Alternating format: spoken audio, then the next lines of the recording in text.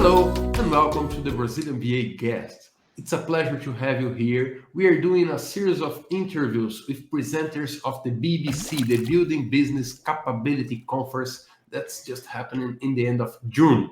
And today, my guest is Mr. Ron Ross. Hello, Ron. Thank you for coming. Hello, everybody. Good to see you, Fabricio. Oh, it's a pleasure to have you here. And I have a good question for you today, Ron. My Okay. question is, what is the missing piece in today's methods and techniques? Fabricio, we're getting very good, or at least better, at a lot of things in creating digital products and improving designs and processes and really doing some significant innovation. But as I see it, the frontier, the place that we are not doing as good a job as we need to is knowledge. We have not figured out how to exploit knowledge, how to leverage knowledge, and essentially how to pipe it into and through our products in order to engage better, in order to communicate better. So that's what I'd like to talk about. But I'm open. We can take this anywhere you want to go. Well, I would like you, if you can, to explain a little better what's the concept of knowledge when you're saying about creating new solutions. What do you mean by knowledge? Right. Well, of course, there's always been this thing, knowledge management. But, people think of that as something out there. It's very complex knowledge. And really, the kind of knowledge that I'm talking about, although the foundation is the same everywhere, is very basic to what we do. It starts with vocabulary, using the right words to talk about the things that we need to say and therefore communicate more effectively and engage other parties, customers, people with the least ambiguity possible. And that's really an issue. You could say communication, but it really comes down to knowledge because it starts with vocabulary. Now, but beyond vocabulary and understanding some of the structure and semantics of vocabulary, there are rules. The rules of doing business, the rules that govern data, the rules by which we engage with external parties. Of course, regulatory things as well. So, rules are a big part of it. Then there are decisions that we have to make, not about projects and not what we do at a point in time about building solutions, but rather day to day decisions in the business operational level that are complicated and conditional and have lots of factors and variables. Uh, and those decisions can be encoded in rules, can be organized and leveraged to improve consistency, agility, adaptability, and a whole lot of other things. So let's start with that as a basis for knowledge because anything that we could talk about is going to depend on those key elements.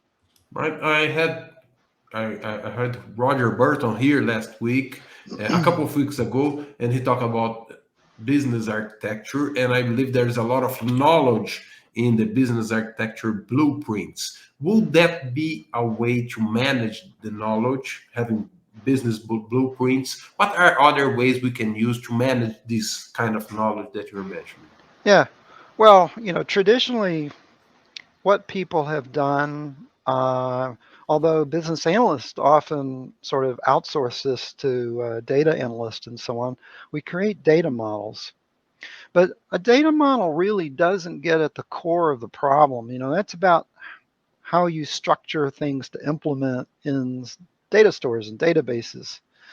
Rather, what we need to do is to capture the meaning of the words that we use to talk about things in the business, and therefore use that as a basis to design data. Now, I know I didn't answer your question, which is about business architecture, but one of the key elements in business architecture is to try to eliminate silos, right? Because silos plague us and they are a cause for loss of productivity, loss of consistency, loss of agility. And so, if you dig a little deeper, and Roger Burlton would agree with this, if you dig a little deeper into business architecture, what you need, again, is common vocabulary because we all work on the same knowledge. We all need to understand and work from the same foundation. And so I would say that creating a model of that knowledge is highly complementary to business architecture, highly complementary to actually process models. It should be part of everything we do because there's so much miscommunication, misunderstanding of knowledge. Mm, totally a part of requirements management as well, as Yes, the basis of requirements. We are all yes, talking about communications.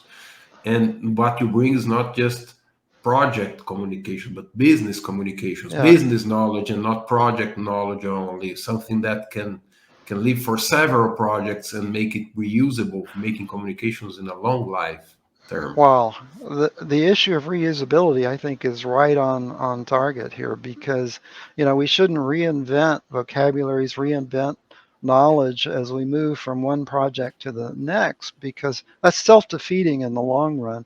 But also, it's very wasteful and it's very time-consuming and it's very difficult. So we like to say you need a blueprint for your knowledge. I don't want to make that sound mysterious, but we call that a concept model, which is the basis for organized and shared and consistent communication. And it's really something that everyone should do. Now, let me throw a question out to your audience, and that is uh, do you, meaning the people listening to us, do you create a glossary for each project that you undertake, each area that you support, each set of requirements that you deliver? If you're not doing that yet, and let's hopeful, I mean, over the years, more and more people do that. But if you're not doing that, how can you be really sure you're communicating? When you use, in every organization, there are words that are used in 100 different words, like the word capability, for example. People use that in lots and lots of different ways.